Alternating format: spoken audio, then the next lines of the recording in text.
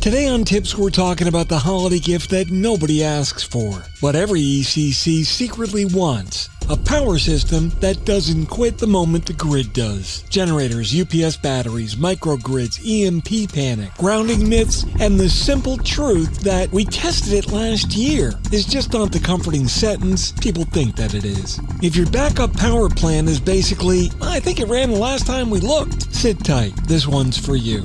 Next on TiPS, Today in Public Safety. Welcome to TiPS, Today in Public Safety, your go-to podcast for today's breaking stories and public safety news. Here's your host, Fletch, with today's tips. Welcome to TiPS, Today in Public Safety. This is Fletch.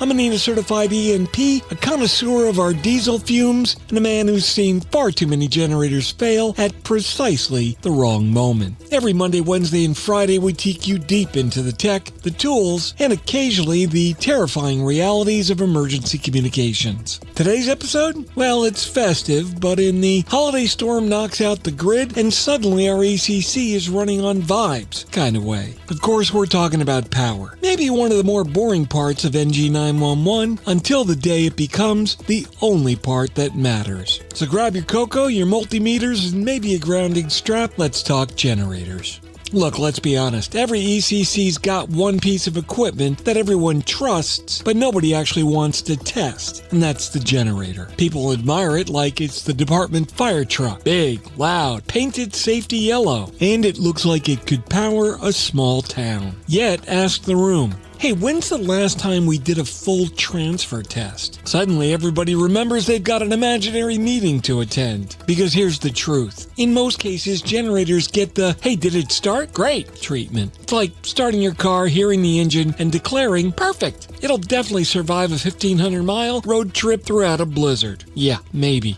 Or maybe not. Let's start with the great generator myth. A generator that starts is not a generator that works. A generator that runs is not a generator that's carrying load. And a generator that carried load last year is not a generator that'll do anything useful tomorrow. And what about the transfer switch? Most ECCs treat the automatic transfer switch like it's the entrance to a forbidden tomb. Don't touch it, don't look at it, don't even exhale near it. But the ATS is literally one of the things standing between, hey, we're fine, and the whole building just died. So if the generator is like Santa, the ATS is Rudolph. If Rudolph doesn't show up, nothing gets delivered. Now let's talk UPS batteries, the silent assassins. UPS systems are the biggest liars in public safety. They'll sit there with their little green LEDs glowing like, battery okay. Meanwhile, that battery's probably older than half your rookie call takers. It's like me, dried out, stressed out, worn out, and it just might collapse during the first brownout.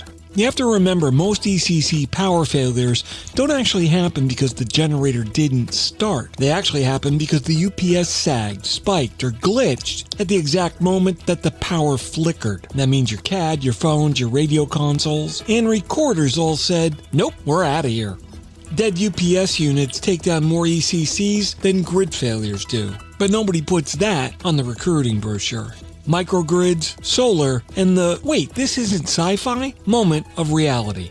Now here's where it gets interesting. Modern commercial campuses like hospitals, universities, and tech companies are deploying hybrid solar, battery, microgrids that can actually run for days. Yeah, days.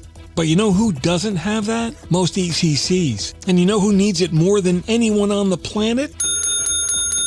Yeah, most ECCs. A well-configured microgrid with solar and lithium storage is able to bridge the gaps between grid loss, generator startup, any fuel problems that crop up, and long outages, especially if your region gets iced in and the fuel truck is stuck behind 13 abandoned minivans. These ultra-cool power systems aren't just for Silicon Valley. They're really for anyone who needs 24/7 uptime when everything else goes wrong. Which, by the way, is you. And then there's always someone who asks about EMPs, not ENPs. Fletch, what about EMPs? What if the sun blows up the grid? Okay, Mr. Wizard, let's settle it. A cinematic EMP is not going to turn your ECC into a pile of molten radios. But you know what will ruin your equipment? Bad grounding. improper bonding, and lightning that behaves like it got into the Red Bull stash. Plus, there's the shoddy power conditioning that lets transients wander into your equipment racks like raccoons at the campground.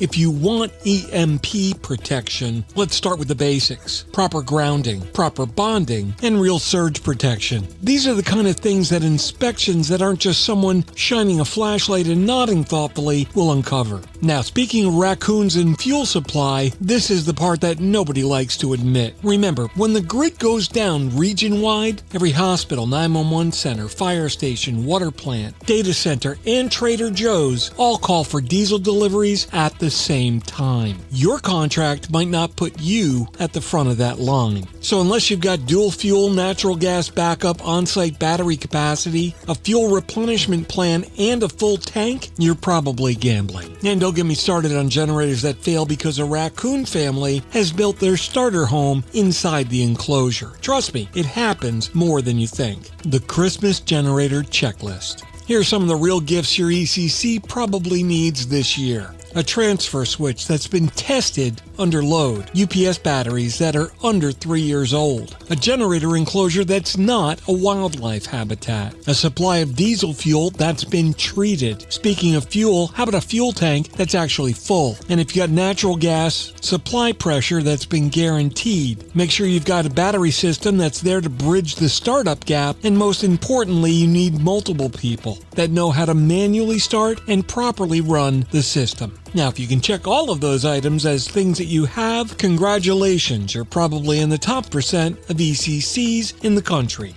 If not, you've got stuff to add to Santa's list.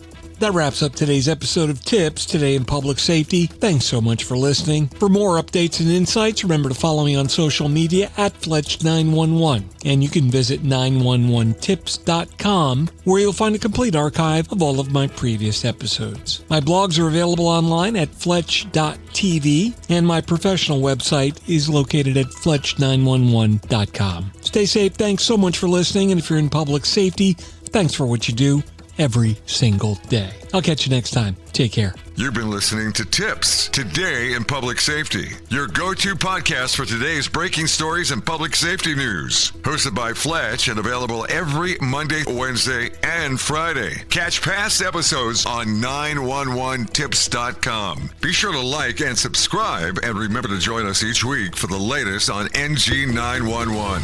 I am Spider Harrison, the official 911 voiceover dude. Catch me on Sirius XM on various channels, including 90s on 9, the 10 spot, and on the weekend countdown on Hits 1. Or don't regret it for the rest of your life. Either way, I'm good.